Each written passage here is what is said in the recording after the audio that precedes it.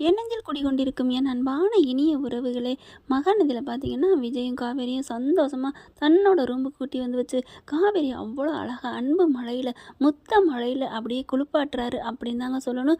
அவ்வளோ அழகாக தன்னோட காதலை அப்படியே பரிமாறிக்கிறாங்க. இப்படி ஒரு அழகான ஜோடி நம்ம இது வரைக்கும் பார்த்ததே இல்லை அப்படிங்கிற மாதிரி தான். ஜோடி நல்ல ஜோடி நல்ல அப்படின்னு சொல்லுவாங்க, ஒரு பாட்டு இருக்கு இல்லையா? அந்த மாதிரி ஹாப்பியாக நல்லா என்ஜாய் பண்ணுறாங்க. விடிய விடிய சும்மா விடிய விடிய ரெண்டு பேரும் விஜயும் காவேரியும் பார்த்தீங்கன்னா ஒருவர் மடியில் ஒருவர் தலை வச்சு அவ்வளோ அழகாக காதல் மொழி பேசிகிட்டு இருக்காங்க. அங்கே அவங்களுக்குள்ள உரையாடல் போகுது போகுது போகுது போய்கிட்டே இருக்குது. இன்னும் பத்தாது அப்படிங்கிற மாதிரி பேசிக்கிட்டே இருக்காங்க.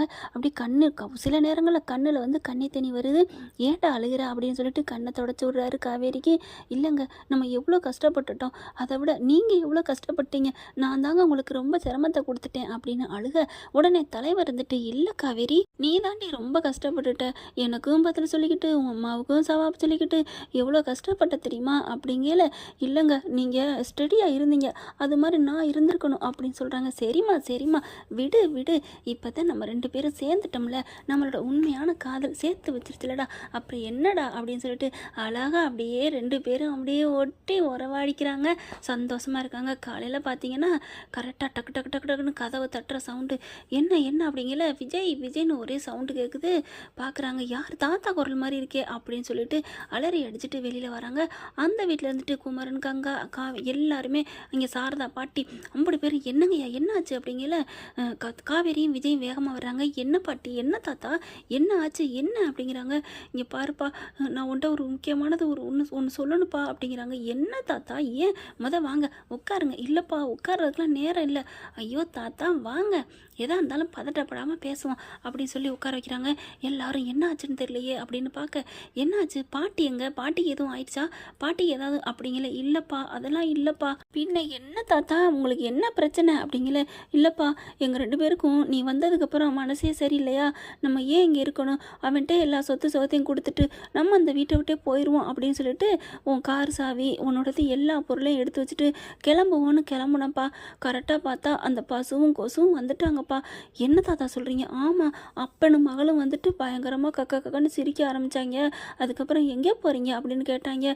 கேட்டதுக்கப்புறம் சும்மா விடலை, நீ பேசாமல் போறியா இல்லையான்னு நானும் திட்டி விட்டேன், பாட்டியும் திட்டினா. ஆனாலும் பார்த்தீங்கன்னா உங்களை ஏன்னு கேட்க நாதியே இல்லை, நாங்கள் மட்டும்தான் உன்னை அடித்தாலும் சரி அணைச்சாலும் சரி பெருசே அப்படின்னு சொல்லிட்டு அப்படியே அந்த மகளும் அப்பனும் மகளும் என்னம்மா பேசுனாங்க தெரியுமா அப்படின்னு அழுகிறாரு. சரி தாத்தா, இப்போ என்ன அப்படிங்கிறாங்க.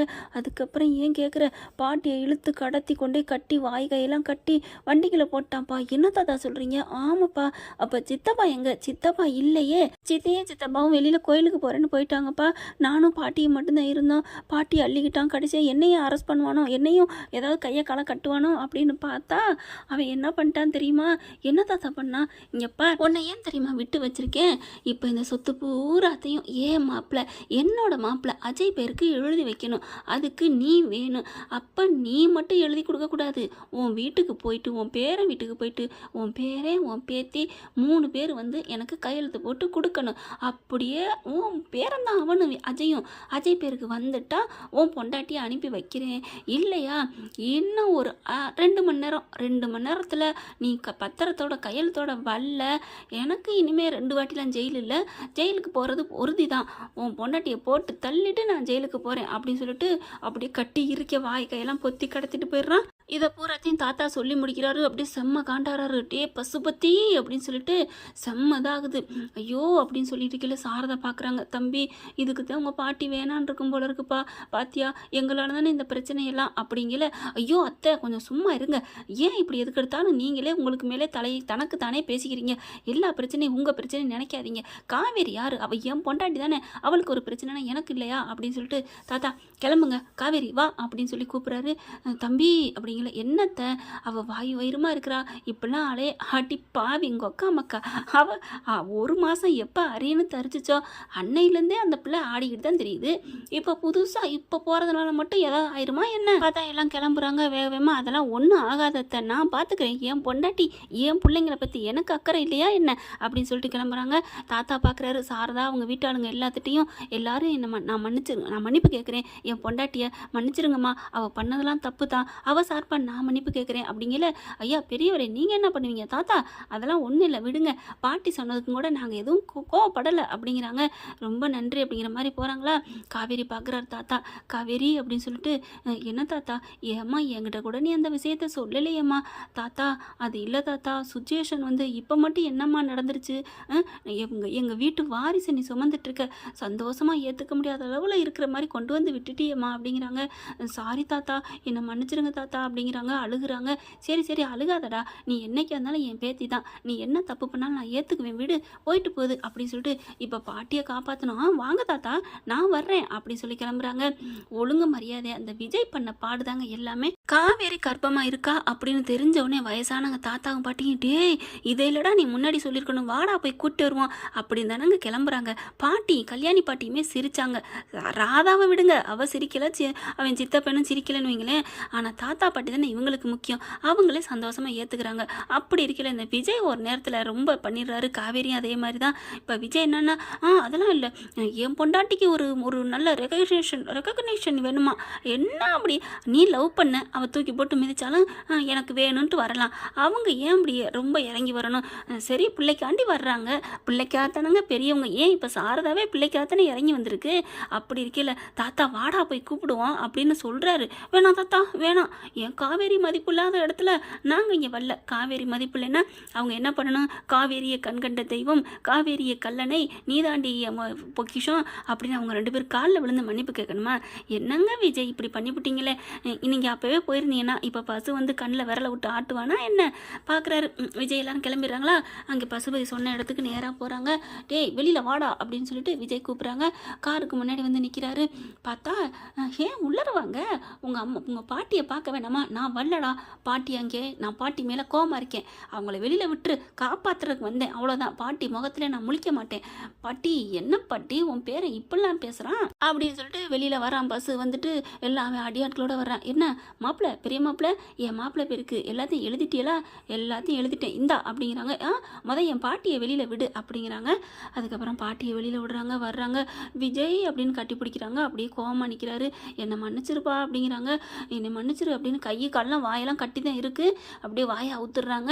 ஏன்டா இப்படிலாம் பண்ணுற, வயசானவங்களை போயிட்டு எங்கள் சொத்து வேணும்னா தந்திருப்பேன்ல, அதுக்கு எங்கள் பாட்டி ஏன்டா இப்படிலாம் எடுத்துகிட்டு வந்து கட்டி போட்டு வச்சுருக்க.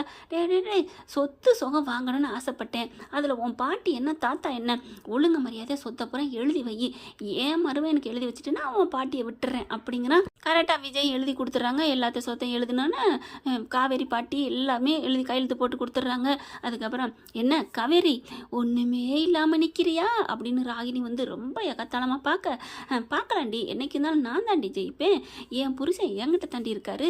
ஏஹே உன் புருஷனை மட்டும் வச்சு என்ன பண்ண போகிற, உன் சொத்து பூரா எழுதி வாங்கிட்டேன், நீ அதோ கதி தான் அப்படின்னு சொல்லிட்டு அப்பா கிளப்புங்கப்பா இதுகளெல்லாம் அப்படின்னு சொல்லிட்டு விரட்டி விட சொல்கிறாங்க ராகினி. அதுக்கப்புறம் எல்லாம் கிளம்பி வந்துடுறாங்க.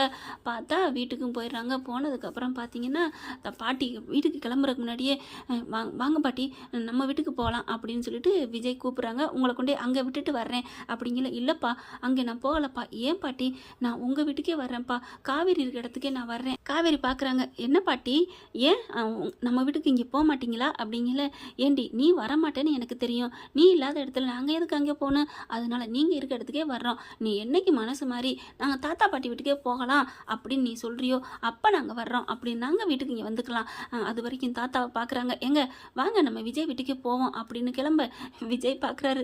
அடப்பாவீங்களா, ஒரு நாள் தானே சுதந்திரமாக நாங்கள் 2 பேரும் கட்டி பிடிச்சி படுத்து கிடந்தா, இப்போ இவங்க 2 பேரும் வந்தால் எங்கே படுக்கிறது, சரி சரி வெளியில் இடம் இருக்குது அதில் படுக்க வேண்டியதான் அப்படின்னு நினச்சிக்கிறாங்க. நமக்கு இருக்கவே இருக்குது வானம் பார்த்த பூமி அப்படின்னு சொல்லுவாங்க. தாத்தாவையும் பாட்டியும் உள்ளார படுக்க வச்சுட்டு நம்ம ஃபர்ஸ்ட் நைட்டை வெளியில் வரண்டாவிலே பண்ணிக்கலாம் என்ன காவேரி அப்படிங்கிறாங்க. என்னது ஃபர்ஸ்ட் நைட்டா, ஏய் ஆமாடி நமக்கு எல்லா நாளும் ஓகே ஓகே ஓகே நிறுத்துங்கப்பா நிறுத்துங்க, நமக்கு எல்லா நாளும் பண்டிகை அப்படி தானே சொல்ல போகிறீங்க.